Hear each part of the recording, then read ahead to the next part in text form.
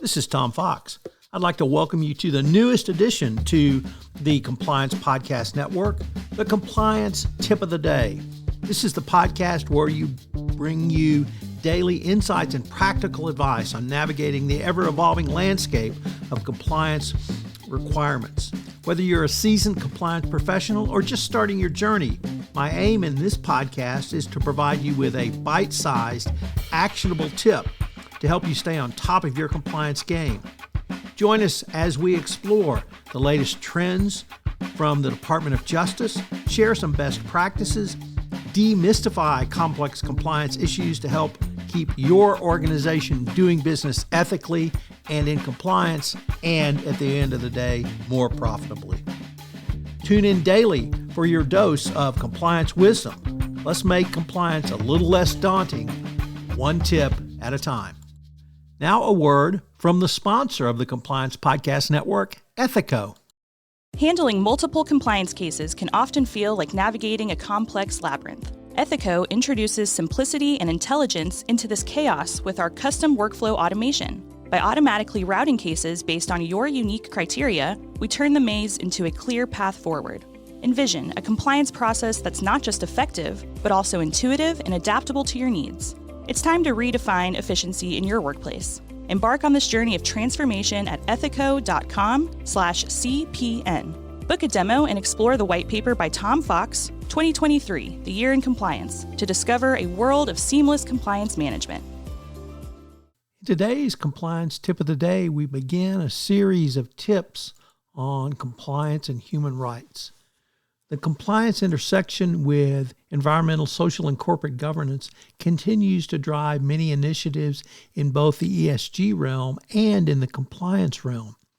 One of the key areas is found in corporate supply chain, particularly around human rights, human trafficking, and modern slavery.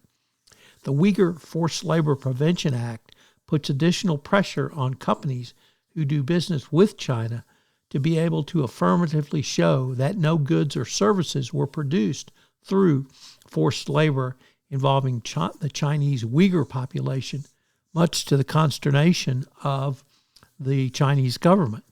This continues to pop up as recently as a few weeks ago, where it turned out that luxury cars manufactured in Germany had Uyghur forced labor products in them. Most compliance professionals depend on language in supplier contracts to certify that no products are produced as a result of slave labor.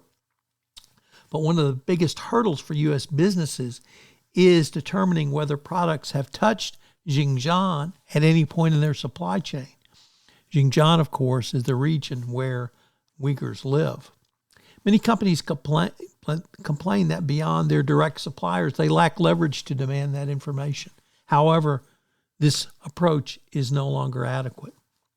You need to take a solid look at both the risk side of this equation as well as developing a corporate strategy to deal with the issue.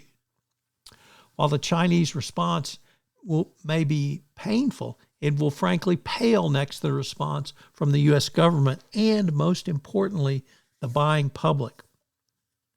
Businesses that turn a blind eye to these violations that occur in their sphere of operations will no doubt face the risk of being exposed as morally complicit, as well as vulnerable to legal action through shareholder lawsuits and reputational harm. That's why it's critical for companies to have a human rights strategy and proactively consider when and how to take the action they need to fulfill their moral obligations, meet shareholder, customer expectations, and keep other stakeholders satisfied. As I mentioned in the opening of this new podcast series, Compliance Tip of the Day, we are sponsored this month by Ethico.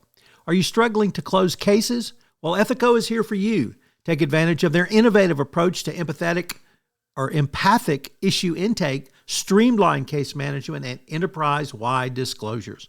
Learn more about how you can crowdsource risk management at scale at ethico.com/CPN.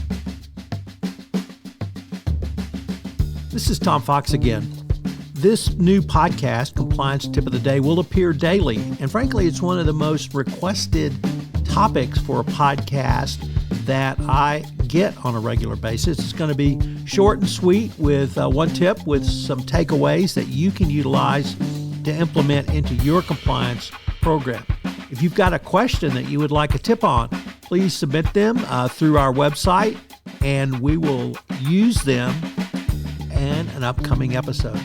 The Compliance Tip of the Day is a production of the award-winning Compliance Podcast Network.